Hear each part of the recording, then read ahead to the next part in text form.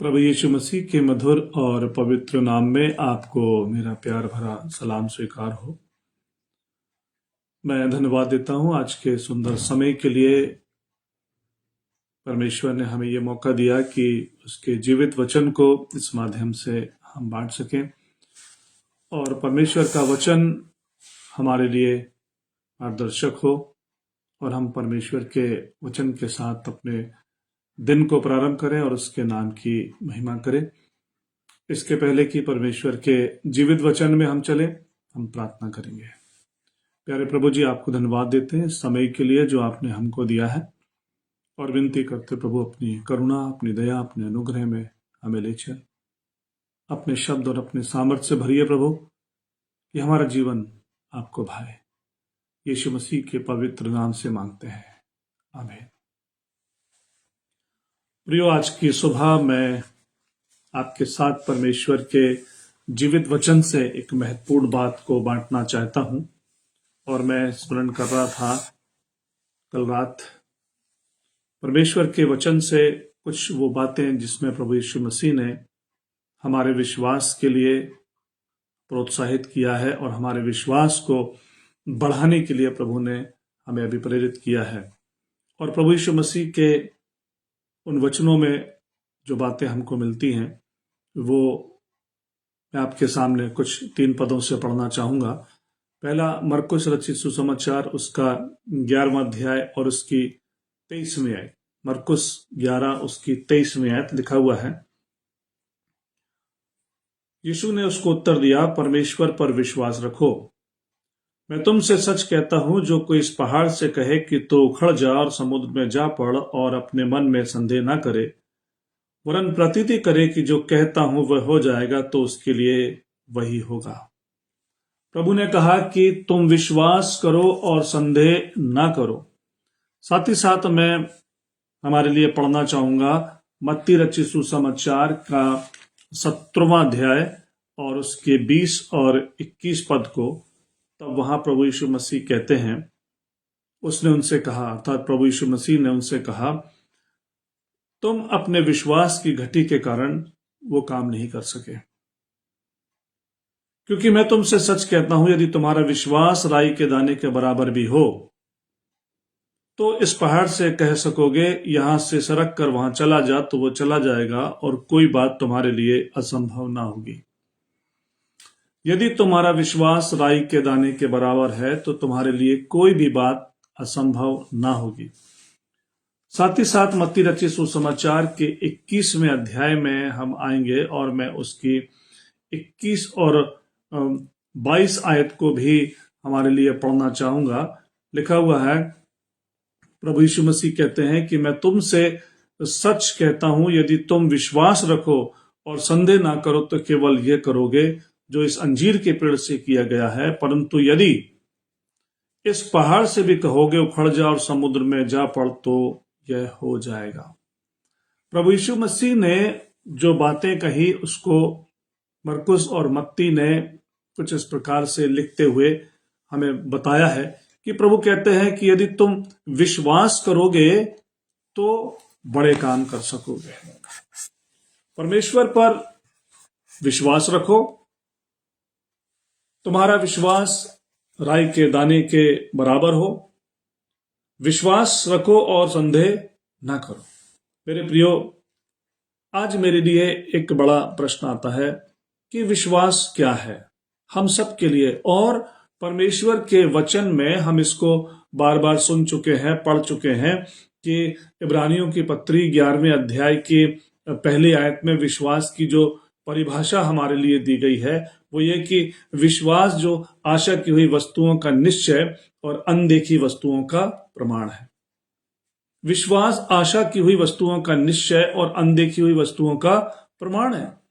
मेरे प्रियो, आज मैं और आप परमेश्वर के वचन को पढ़कर और उसके अनुसार सोचकर इस निष्कर्ष पर पहुंच सकते हैं कि विश्वास परमेश्वर के वायदों का प्रकटीकरण है। परमेश्वर ने अपने वचन में हमसे जो वायदे किए हैं, अपने लोगों से जो वायदे किए हैं, विश्वास के द्वारा हम उसको प्रकट करते हैं। अर्थात हम कह सकते हैं कि विश्वास परमेश्वर के वायदों की अभिव्यक्ति है, या विश्वास परमेश्वर के वायदों की घोषणा है, या उसका प्रकटीकरण है। विश्वास परमेश्वर के वायदों को थामे रखने की योग्यता है। क्या है विश्वास? कि मैं परमेश्वर के किए हुए वायदों को थामे रहूं, उसके अनुसार मैं अपनी जिंदगी में करता रहूं। मैं आपके सामने आज एक महत्वपूर्ण बात रखना चाहता हूं। मेरे प्रियो, परमेश्वर ने मुझसे इस विषय में जो बात कही है कि विश्वास स्वादिष्ट और पौष्टिक व्यंजन का एक कटोरा है, जिसे लेकर हम परमेश्वर के सन्मुख उपस्थित होते हैं। फिर से सुनिए मेरी बात, कि विश्वास स्वादिष्ट और पौष्टिक व्यंजन का एक कटोरा है, जिसे लेकर हम परमेश्वर के सन्मुख आते हैं। अब मुझे अपने आप में ये पूछना है, आपको अपने आप से ये पूछना है और इस निष्कर्ष पर पहुंचना है कि एक विश्वास का कटोरा या एक स्वादिष्ट और पौष्टिक व्यंजन का कटोरा मेरे हाथ में है, और मैं उस कटोरे को लेकर अपने परमेश्वर के सन्मुख आता हूं, या किसी भी व्यक्ति के सन्मुख आता हूं। मुझे अपने आप में यह सोचना, अपना मूल्यांकन करना, अपने आप को जांचना और पूछना है कि उस स्वादिष्ट व्यंजन में किसी प्रकार के कोई कंकड़ पत्थर या किसी प्रकार की कोई गलत चीज तो नहीं है। मेरे प्रियो, अगर मैं आपसे पूछूं कि अगर मैं आपके सामने एक कटोरे में स्वादिष्ट खीर लेकर के आऊं, खीर आप सब जानते हैं, और मैं आपके सामने उस खीर को रखूं और आपको दिखाई दे कि उस खीर में बाल पड़े हुए हैं, या उस खीर में कुछ पत्तियां पड़ी हुई हैं, या कुछ ऐसी चीज जो खाने की योग्य नहीं है उसके ऊपर पड़ी हुई है, तो क्या आप उस स्वादिष्ट व्यंजन को ग्रहण करेंगे? मेरे प्रियो, आज मुझे अपने आप से पूछना है। प्रभु यीशु मसीह कहते हैं, यदि तुम विश्वास रखो और संदेह ना करो, पहाड़ से कहो कि उखड़कर चला जाएगा। प्रभु यीशु मसीह कहते हैं, यदि तुम विश्वास रखते हो तो कह सकोगे कि पहाड़ सरक कर चला जाएगा। तुम्हारे विश्वास के द्वारा तुम पहाड़ को हटा सकते हो। लेकिन मेरे प्रियो, आज मुझे पूछना है कि यदि मेरा विश्वास परमेश्वर को के वायदों को पकड़े रहने की योग्यता है, तो क्या मेरा विश्वास शुद्ध है? क्या मेरे विश्वास में प्रभु को ग्रहण करने योग्य शुद्धता है? आज बड़ा प्रश्न है जो मुझे अपने आप से पूछना है। यदि मेरे विश्वास में कंकड़ होंगे, यदि मेरे विश्वास में कोई ऐसी चीज होगी जो ग्रहण योग्य नहीं है, तो मेरी बातों को ये पहाड़ नहीं सुनेगा।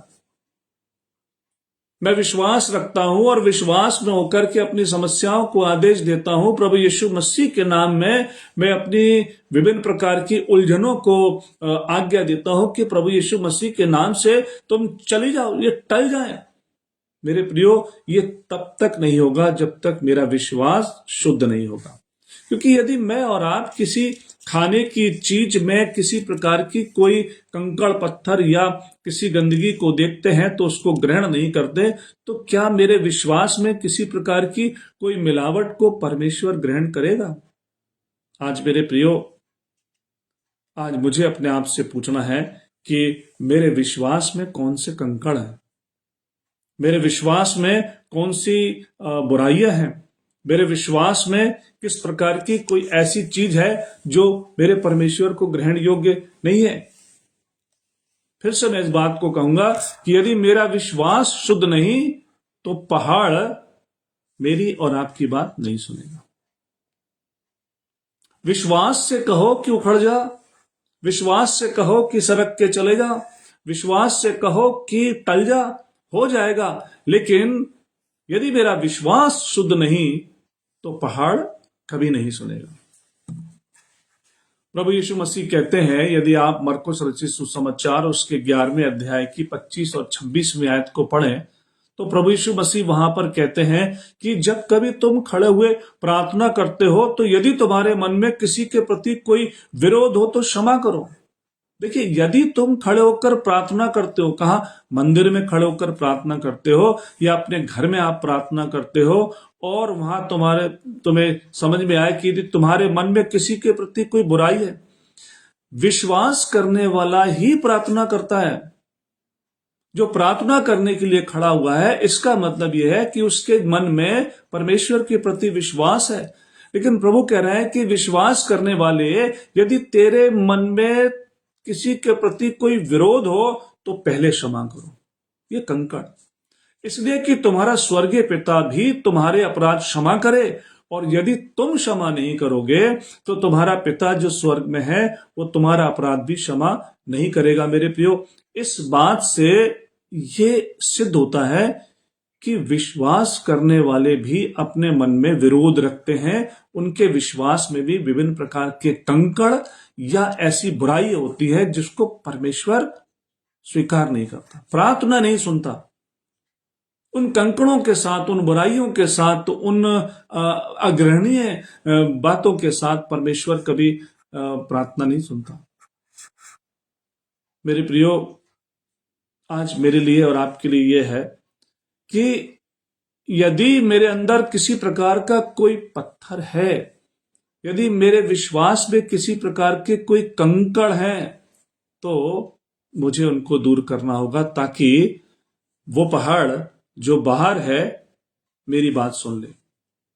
मैं इस बात को मेरे लिए और आपके लिए इस बात से भी कह सकता हूं कि इसके पहले कि तुम उस बाहरी पहाड़ को आदेश दो, इसके पहले कि तुम विश्वास में होकर के उस बाहर के पहाड़ को आदेश दो, तुम्हें अपने अंदर के पहाड़ को तोड़ना होगा, उसे अपने जीवन से निकालना होगा, उन पत्थरों को हटाना होगा। कौन से पत्थर हो सकते हैं मेरी और आपकी जिंदगी के अंदर, और कहां हो सकते हैं?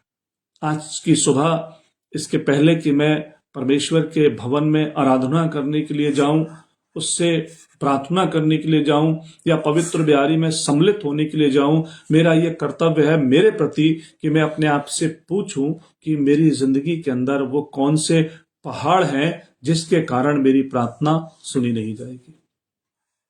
बहुत कुछ हो सकता है, बहुत कुछ हो सकता है, लेकिन कुछ थोड़ी महत्वपूर्ण बात मैं आपके सामने रखना चाहूंगा, जिसमें कि मेरे प्रियो, मैं और आप बहुत बार फंस जाते हैं। बड़े बड़े लोग और विश्वासी फंसे हुए होते हैं, लेकिन समझते नहीं है। बहुत बार हमारा विश्वास जो है वो हमारे लिए भ्रम का कारण बन जाता है कि हम विश्वासी हैं और प्रभु हमारी सुनेगा, लेकिन उन पत्थरों के कारण, उन पहाड़ों के कारण वो सुनी नहीं जाती और हम भ्रमित रह जाते हैं। सबसे पहली बात, जो एक पत्थर मेरी और आपकी जिंदगी में हो सकता है, विश्वास में हो सकता है, वो है मेरी और आपकी जीभ। जीभ में पत्थर हो सकता है। मेरे प्रियो, बहुत बार हम या बहुत से लोग विश्वास के नाम पर बेवकूफी की बातें करते हैं। आई एम सॉरी टू से, बहुत से लोग ऐसे हैं जो विश्वास के नाम पर बेवकूफी की बातें करते हैं। लोगों को परमेश्वर के वचन को बताने के लिए कुछ इस प्रकार की बातें करते हैं जो ग्रहण योग्य नहीं है। आज मुझे और आपको अपने आप से पूछकर परमेश्वर के वचन को पढ़ते हुए इस निष्कर्ष पर पहुंचना है कि जो कुछ मैं बोलूं वो परमेश्वर के वचन के मुताबिक यीशु मसीह के अनुसार हो, न कि उसमें मेरी समझ की मिलावट, न कि उसमें किसी को जलील करने की आदत, ना कि उसमें किसी को नीचा दिखाने की भावनाएं। और यदि मैं ऐसा करता हूं तो इसका मतलब यह है कि मेरी जीभ में पत्थर है और इस पत्थर को हटाने की जरूरत है, ताकि परमेश्वर मेरी उन प्रार्थना को सुने और पत्थर, पहाड़ हटाए जाएं। देखिए, बहुत बार ऐसा होता है कि हम लोगों से कुछ बोलते हैं और उनको जलील करने की कोशिश करते हैं और परेशानी में पड़ते हैं, और परेशानी में हम पड़ते हैं। और परमेश्वर का वचन कहता है कि यदि तुमने अपराध करके घूंसे खाए तो इसमें तुम्हारी क्या बड़ाई, यदि तुमने गलती करके घूंसे खाए तो इसमें क्या धीरज। यदि हम परमेश्वर के वचन को उसके अनुसार बताने में, उसके अनुसार कहने में किसी प्रकार की कोई जिल्लत उठाते हैं, बेइज्जती उठाते हैं, तो परमेश्वर के नाम की महिमा हो। लेकिन यदि हम अपनी जीभ में पड़े हुए पत्थरों के कारण कुछ बेवकूफी की बातें करते हैं और जलील किए जाते हैं या पीट दिए जाते हैं, तो इसमें आप अपने आप को विश्वासी या धैर्यवान मत समझिए, क्योंकि पहला पत्रस उसका 2 अध्याय और उसकी 20वीं आयत में ये लिखा हुआ है, यदि तुमने अपराध करके घूंसे खाए और धीरज धरा तो इसमें तुम्हारी क्या बढ़ाई। मेरे प्रिय भाइयों बहनों, आज मुझे और आपको ये सोचने समझने और इसके अनुसार अपनी जिंदगी में आगे बढ़ने की जरूरत है। अपनी जीभ में पड़े हुए पत्थरों को तोड़ो और उनको दूर करो, तब बाहर के पहाड़ से कह सकोगे कि उखड़कर चला जा। बहुत बार हम ज्ञान के नाम पर बेवकूफी के वक्तव्य कहते हैं, ज्ञान के नाम पर बेवकूफी के वक्तव्य। परमेश्वर का वचन इस बात को कहता है, प्रभु यीशु मसीह ने कहा मत्ती रचित सुसमाचार के 12वें अध्याय की 36वीं आयत में, और मैं तुमसे कहता हूं कि जो जो निकम्मी बातें मनुष्य कहेंगे, न्याय के दिन वे हर एक बात का लेखा देंगे। जो निकम्मी बातें, बहुत बार परमेश्वर के वचन का ज्ञान होने का घमंड इंसान अपने अंदर रखता है और उस ज्ञान में बहुत सी ऐसी बातें कहता है जो वास्तव में परमेश्वर के वचन के अनुसार जैसा प्रभु यीशु मसीह चाहते हैं वैसी नहीं होती। तो ये निकम्मी बातों की श्रेणी में गिनी जाती है। और मेरे प्रियो, परमेश्वर का वचन कहता है कि निकम्मी बातें परमेश्वर को ग्रहण योग्य नहीं है और न्याय के दिन इसका हिसाब देना पड़ेगा। एक प्रश्न प्रभु यीशु मसीह के पास आया। यूहन्ना रचित सुसमाचार के 9वें अध्याय की 2 आयत में हम इस बात को देख सकते हैं कि लोगों के द्वारा या चेलों के द्वारा एक बड़ा प्रश्न प्रभु यीशु मसीह के सामने आया और प्रभु यीशु मसीह ने उसके प्रश्न के बड़े महत्वपूर्ण उत्तर को मेरे लिए और आपके लिए रखा है कि लोग प्रभु यीशु मसीह के पास आए। जब एक अंधा व्यक्ति वहां पर था, भिखारी था, तो लोग पूछने लगे कि हे रब्बी, किसने पाप किया था कि ये अंधा जन्मा, इसने या इसके माता पिता ने। लोगों के अंदर जिज्ञासा थी, लोगों के अंदर ये सोच था या लोगों के अंदर ये भावना थी कि यदि किसी के अंदर कोई विकृति है, यदि किसी के अंदर कोई शारीरिक या मानसिक या किसी भी प्रकार की कोई कमी है, तो ये उसके पाप का नतीजा है। और प्रभु से वो पूछता है कि हे रब्बी, किसने पाप किया कि ये अंधा जन्मा, इसने या इसके माता पिता ने? तो प्रभु यीशु मसीह कहता है कि किसी ने नहीं। ये सब इसलिए हुआ कि इसके द्वारा परमेश्वर के काम प्रकट हो, इसके द्वारा परमेश्वर के नाम की महिमा हो, और प्रभु यीशु मसीह ने उसकी आंखों को ठीक किया और वो देखने योग्य बन गया। आज बहुत बार लोग ये कहते हुए दिखाई देते हैं मेरे प्रियो, बहुत कहना चाहिए कि गंभीर बात हो जाती है कि यदि किसी के घर में, किसी के परिवार में, किसी के मतलब खानदान में किसी प्रकार की कोई व्यक्ति विशेष के अंदर कोई विकृति हो जाती है या किसी प्रकार से कोई बीमारी हो जाती है या किसी भी कारणवश कोई भी कमी घटी हो जाती है, तो लोग बड़े ही आसानी के साथ कह देते हैं ये उनके कर्मों का फल है, ये उनके कर्मों का दंड है। मेरे प्रियो, ये बातें, ये परमेश्वर के वचन के ज्ञान के नाम पर बेवकूफी है। ये ज्ञान के नाम पर बेवकूफी है, ये विश्वास के नाम पर बेवकूफी है, ये परमेश्वर के वचन को जानने के नाम पर बेवकूफी है। यदि हम कहें कि किसी की जिंदगी में कुछ निर्बलता है तो वो उनके पापों के कारण है। भजन संहिता उसका 103वां अध्याय और उसकी 8 और 10वीं आयत को यदि हम पढ़ें तो परमेश्वर का वचन वहां कहता है कि यहोवा दयालु, अनुग्रहकारी, विलंब से कोप करने वाला और अति करुणामय परमेश्वर है। वो सर्वदा वाद विवाद करता ना रहेगा, ना उसका क्रोध सदा के लिए भड़का रहेगा, ना उसका क्रोध सदा के लिए भड़का रहेगा। आगे क्या कहता है राजा, उसने हमारे पापों के अनुसार हमसे व्यवहार नहीं किया।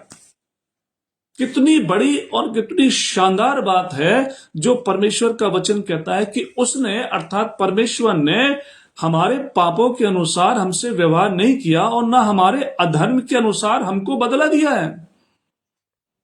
जब परमेश्वर ने हमारे पापों के अनुसार हमसे व्यवहार नहीं किया, हमारे अधर्म के अनुसार हमको बदला नहीं दिया, तो हम कौन होते हैं किसी के लिए ये कहने वाले कि उसकी बीमारी उसके कर्मों का दंड है, या उसके घर में किसी प्रकार की कोई विकृति उसके कर्मों का फल है?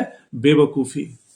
आज मैं परमेश्वर के जीवित वचन के अनुसार अपने लोगों में, कलीसिया में ये बात बोलना चाहता हूं, फैलाना चाहता हूं कि हम अपने जीव के पत्थर को तोड़ें, किसी प्रकार की कोई ऐसी बात ना करें कि हम बाहर के पहाड़ को हटाने के अयोग्य हो जाएं। मेरे प्रिय भाइयों बहनों, परमेश्वर का वचन ये कहता है कि परमेश्वर ने हमारे पापों के अनुसार या हमारे अधर्मों के अनुसार हमसे बदला नहीं दिया। और यदि परमेश्वर हमारे काम या हमारे पाप या हमारे अधर्म के अनुसार हमसे बदला लेता, कौन जीवित रह सकता था? कौन जीवित रह सकता? कब्रिस्तान छोटे पड़ जाते। आज मुझे अपने आप से पूछना है कि क्या मैं कोई अपनी पवित्रता को लेकर आज पूर्ण हूं, या मैं किसी पवित्रता को लेकर, पवित्रता के कारण मैं रोग से मुक्त हूं? मेरे प्रियो, ये परमेश्वर की बड़ी कृपा और दया है कि हम प्रभु में स्वस्थ और आनंदित पाए जाते हैं। और किसी प्रकार की कोई भी विकृति यदि किसी परिवार में, घर में है, तो ये परमेश्वर का दंड नहीं, ये परमेश्वर की महिमा के लिए या परमेश्वर के कामों के प्रकट होने के लिए हो सकता है। क्योंकि यूहन्ना रचित सुसमाचार 9वें अध्याय की 2री आयत में प्रभु ने कहा, इसलिए कि परमेश्वर के काम प्रकट हों। आज मुझे अपने आप से पूछना है। विलाप गीत की पुस्तक उसके 3रे अध्याय की 22वीं आयत में यदि आप पढ़ें तो वहां लिखा हुआ है, हम मिट नहीं गए, हम मिट नहीं गए, क्योंकि ये यहोवा की महाकरुणा का फल है, क्योंकि उसकी दया अमर है, उसकी दया हमारे ऊपर अमर है। जब परमेश्वर ने मुझ पर दया की है, जब परमेश्वर ने आप पर दया की है, हम सब पर दया की है, तो कोई व्यक्ति इस प्रकार की बात को कहने का साहस कैसे जुटा सकता है कि उसकी कमी उसके कर्मों का फल है? मेरे प्रियो, ये पत्थर जो हमारी जीभ में होते हैं ना, इसके कारण हम पहाड़ से कह नहीं सकते कि उखड़ जा और चला जा। नहीं सुनेगा पहाड़ हमारी, वो समस्याएं, वो परेशानियां, वो विपत्तियां कभी हमारी बात नहीं सुनेंगी, क्योंकि हम प्रभु के आगे निर्दोष नहीं है, क्योंकि हम गलत बोलते हैं। सोचते हैं हम कि विश्वासी हैं, सोचते हैं कि हम परमेश्वर के वचन को जानने वाले हैं, सोचते हैं कि हम प्रभु के सेवक हैं, सोचते हैं हम कि प्रभु के मंदिर में हम दान लेकर के आते हैं, हम बहुत अच्छे काम करते हैं। लेकिन यदि हमारी जीभ में पत्थर है तो पहाड़ हमारी नहीं सुनेगा। आज मेरे प्रियो, मुझे और आपको अपने जीभ को संभालने की जरूरत है। कंट्रोल योर टंग, तभी पहाड़ मेरी और आपकी बात को सुनेगा। साथ ही साथ हम ये भी कह सकते हैं कि बहुत बार हमारे जिंदगी में पत्थर होते हैं, हमारे कानों में पत्थर होते हैं। अनर्थ व्यर्थ बातों को बोलने के लिए लोगों के पास प्रोत्साहन कहां से आता है?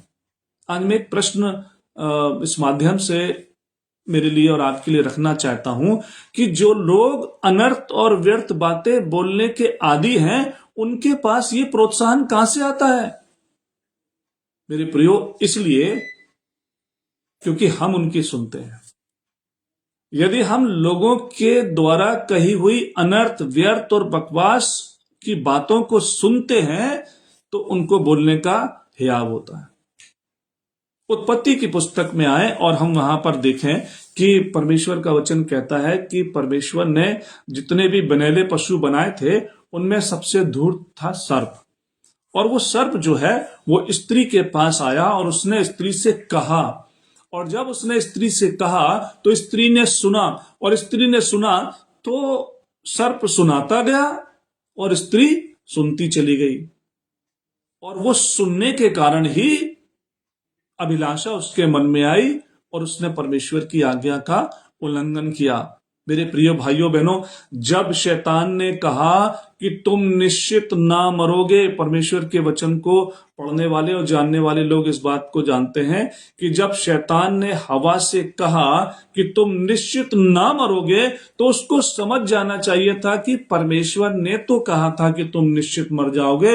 यहां तो कंट्रोवर्सी बात हो गई। जिसने मुझे बनाया, जिसने मुझे सजाया, जिसने अपनी संगति मुझे दी, जिसने मुझको आशीर्वादित किया, जिसने मुझको आशीषित किया, वो कह रहा है कि तुम निश्चित मर जाओगे।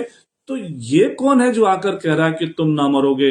बस वही सुनना बंद कर देती तो आज समस्या ना होती। खैर, वो परमेश्वर के वचन की बातें हैं, क्या योजना थी। तो मेरे प्रियो, हम इस निष्कर्ष पर पहुंचते हैं कि जब हम लोगों की अनर्थ और व्यर्थ को बातों को सुनते हैं तो उनको और अधिक कहने का हयाव होता है। उनको रोकिए, उनको टोकिए, उनकी भर्त्सना कीजिए, उनका विरोध कीजिए और उनकी संगति को छोड़ दीजिए। तब परमेश्वर से हम आशीषित होंगे। यदि हमारे कान के कंकड़ दूर हो जाएंगे, तब हम कह सकेंगे पहाड़ उठ और समुद्र में जा, तब पहाड़ हमारी सुनेगा। यदि तुम्हारे अंदर राई के दाने के बराबर विश्वास है, ठीक है, राई के दाने के बराबर विश्वास है, तो उस स्वादिष्ट व्यंजन के कटोरे में यदि कंकड़ है तो मैं और आप स्वीकार नहीं करेंगे। तो मेरे विश्वास के कटोरे में यदि बुराई के कंकड़ हैं तो परमेश्वर कैसे स्वीकार करेगा और कैसे हमारी बात को सुनेगा? ये आज मुझे और आपको सोचने, समझने और इसके अनुसार अपनी जिंदगी में आगे बढ़ने की जरूरत है। मेरे प्रियो, मेरे विश्वासी भाइयों बहनों, आज परमेश्वर के वचन की अगुवाई में मैं ये बात आपके सामने कहना और रखना चाहता हूं, हम व्यर्थ बातें ना सुने। यदि आप जानते हैं कि जो कोई भी बात कह रहा है और वो कही हुई बात परमेश्वर के वचन के मुताबिक नहीं है, और यदि आप उसको सुनते हैं तो आप उसके पाप में भागीदार होते हैं। उनको प्रोत्साहित मत कीजिए। कोई भी हो, कोई भी हो, XYZ, कितना पढ़ा लिखा व्यक्ति हो, पास्टर हो, बिशप हो, कोई भी हो, यदि परमेश्वर के वचन के मुताबिक बातें नहीं है, आप उसकी भर्त्सना कर दीजिए। क्योंकि सबसे बड़ा परमेश्वर है जो मेरी और आपकी सुनता है और जानता है। मेरे प्रिय भाइयों बहनों, ये जीव और ये कान ही हैं जो हमारी जिंदगी में कंकड़ लेके आते हैं और हमारी प्रार्थनाओं को ऊपर तक पहुंचने में बाधा पहुंचाते हैं। बुराई की बातें, निंदा की बातें, बदनामी की बातें, कलंक की बातें, और अरे ये सब बातें जो समय को बर्बाद करती हैं, मेरे प्रियो, इसमें अपने आप को व्यर्थ ना फंसाएं। परमेश्वर का वचन क्या कहता है? तुम विश्वास रख तो बड़े बड़े काम होंगे। तुम विश्वास रखो तो बड़े बड़े काम होंगे। लेकिन मेरे प्रियो, आज मैं कहना चाहता हूं, विश्वास रखो लेकिन विश्वास में शुद्धता रखो। राई के दाने का बराबर विश्वास, प्रभु ने जो बात कही है वो छोटा, लेकिन परिणाम कितना बड़ा है। राई का दाना सबसे छोटा है, लेकिन भूमि में जब उगता है तो बहुत बड़ा वृक्ष पेड़ लाता है कि आकाश के पक्षी उसमें बसेरा करते हैं। मेरे विश्वास में कितने लोग बसेरा करते हैं, आज मुझे अपने आप से पूछने की जरूरत है। परमेश्वर का वचन ये कह रहा है, प्रभु यीशु मसीह कहता है मत्ती और मरकुस रचित सुसमाचार में, तुम्हारा विश्वास से तुम पहाड़ों को हटा दोगे। लेकिन आज वो बात बार बार आ रही है कि मुझे अपने आप से पूछना है कि मेरे विश्वास में कितनी शुद्धता है, मेरे विश्वास में कितनी पवित्रता है। कहीं मैं विश्वास के नाम पर भ्रमित तो नहीं हूं? मैं विश्वास के नाम पर कहीं भ्रमित तो नहीं हूं? मैंने देखिए मेरे प्रिय भाई बहन, मैंने प्रारंभ में कहा था कि विश्वास परमेश्वर के वायदों की घोषणा है, या विश्वास परमेश्वर के द्वारा किए गए वायदों की अभिव्यक्ति है, या उसका प्रकटीकरण है। विश्वास परमेश्वर के वायदों को पकड़े रहने, थामे रहने की योग्यता है, लेकिन विश्वास में शुद्धता का होना अति आवश्यक है। या मेरी जो परिभाषा है परमेश्वर के दया में मैंने आपके सामने रखी है कि विश्वास स्वादिष्ट और पौष्टिक व्यंजन का वो कटोरा है जिसे लेकर हम परमेश्वर के सन्मुख आते हैं। क्या उस कटोरे में सजा हुआ व्यंजन शुद्ध है? मुझे अपने आप से पूछना है। आज इसके पहले कि मैं परमेश्वर के भवन को जाऊं, वहां उसकी आराधना करूं, उपासना करूं, पवित्र ब्यारी में सम्मिलित हूं, मुझे अपने जीभ के कंकड़ों को निकाल के बाहर करना है। मुझे अपने कान में पड़े हुए कंकड़ों को निकाल के बाहर करना है, ताकि पहाड़ मेरी बात सुन ले, पहाड़ मेरी आज्ञा मान ले। परमेश्वर हमें से प्रत्येक को आशीष दे। धन्यवाद। जय मसीह की। आइए दुआ करें। प्यारे प्रभु जी, हम आपको धन्यवाद देते हैं आपके जीवित वचन के लिए जो आपने हमको दिया है। विनती करते प्रभु हम पर अपना नियंत्रण ले, हमारी जीभ, हमारे कान, हमारा सर्वस्व प्रभु आपके नियंत्रण में हो, और उसमें किसी भी प्रकार की कोई कंकड़ ना हो प्रभु, कि हम पहाड़ से कह सकें कि सरक कर समुद्र में जा, और वो चला जाए। आपके नाम की जय हो। प्रभु यीशु मसीह के पवित्र नाम से हम मांगते हैं, आमीन। धन्यवाद। जय मसीह की। परमेश्वर आप सबकी सहायता कीजिए। आनंद के साथ उसकी आराधना करें, उसके नाम की महिमा करें। Praise the Lord.